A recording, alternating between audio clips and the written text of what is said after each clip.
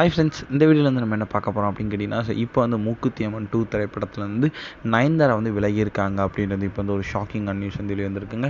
இந்த ஒரு விஷயம் தான் இப்போ வந்து ரசிகர் மத்தியில் ரொம்ப ட்ரெண்டிங்காக போயிட்டுருக்கு. ஸோ அதை பற்றி அந்த வீடியோ நம்ம டீட்டெயிலாக பேச போகிறோம்.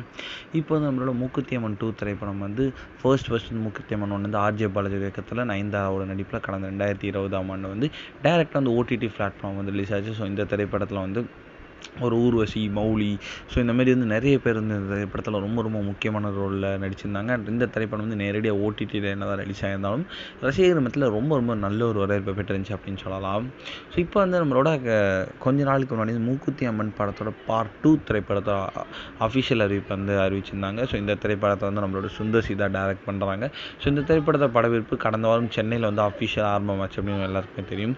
ஸோ படப்பிடிப்பு ஆரம்பமான உடனே வந்து நயன்தாராவுக்கும் அசிஸ்டன்ட் டைரக்டருக்கும் வந்து சில பிரச்சனைகள் அப்படின்றதுனால நயன்தாரா வந்து படத்துலேருந்து விலகிட்டாங்க. அப்படி இப்படின்ட்டு வந்து நிறைய வதந்திகள் போயிட்டுருக்கு.